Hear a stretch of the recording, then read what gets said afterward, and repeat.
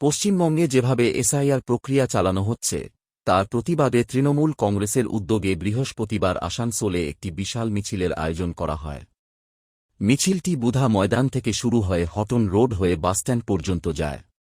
এই মিছিলে উপস্থিত ছিলেন রাজ্যের মন্ত্রী মলয় ঘটক, আসানসোল পৌর নিগমের মেয়র পরিষদের সদস্য গুরুদাস চট্টোপাধ্যায়, বোরো চেয়ারম্যান অনিমেষ দাস সহ তৃণমূল কংগ্রেসের বহু নেতা, কর্মী ও সমর্থক। মিছিল শেষে মন্ত্রী মলয় ঘটক বলেন, এসআইআর যেভাবে করা হচ্ছে তার প্রতিবাদেই তৃণমূল কংগ্রেস এই মিছিলের আয়োজন করেছে। তাঁর অভিযোগ, বিজেপির ইশারায় নির্বাচন কমিশন বৈধ ভোটারদের নাম ভোটার তালিকা থেকে বাদ দেওয়ার চেষ্টা করছে। কারণ তারা জানে সঠিকভাবে নির্বাচন হলে পশ্চিমবঙ্গে বিজেপি জিততে পারবে না। তাই বিজেপিকে জেতাতে ষড়যন্ত্র করা হচ্ছে। এছাড়াও তিনি বলেন, গতকাল বিজেপির পক্ষ থেকে যে পরিবর্তন সংকল্প যাত্রা বের করা হয়েছিল সেখানে 10 জনেরও কম মানুষ উপস্থিত ছিলেন এবং যারা এসেছিলেন তাদের নাকি টাকা দিয়ে আনা হয়েছিল।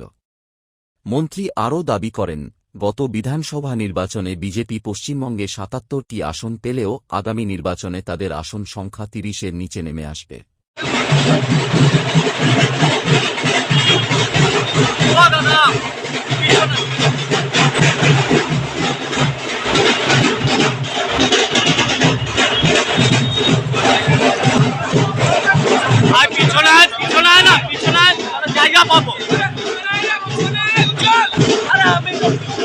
আরে এটা আমাদের পার্টির একটা মিছিল ছিল, এসআইআর যেভাবে হচ্ছে তার প্রতিবাদে। তাতে প্রচুর হাজার হাজার মানুষ আজকে যোগদান করেছিলেন। এক্ষুনি আমাদের মিটিংটাও শেষ হলো এবং আমরা তো মাইকে বক্তব্যে বলেছি যে যেভাবে এসআইআর করা হচ্ছে, যেভাবে মানুষের নাম জোর করে কেটে দেওয়ার ব্যবস্থা হচ্ছে, তার সত্ত্বেও এবারে দ্বিগুণ ভোটে বিজেপি হারবে। এবারে গতবার ৭৭টা পেয়েছিল, এবার 30টাও পাবে। আসানসোলে দেখা যাচ্ছে বিজেপি পরিবর্তন যাত্রা রথযাত্রা বার করেছে। দেখলাম 10 জন লোক যাত্রা, মানে কি 8-10 জন লোক ছিল। 8-10 জন লোক যদি পরিবর্তন করতে পারে করবে। ওই পরিবর্তন 50টা লোক ছিল না মাঠে, 50টা লোক ছিল না। আপনি দেখুন সিটগুলো,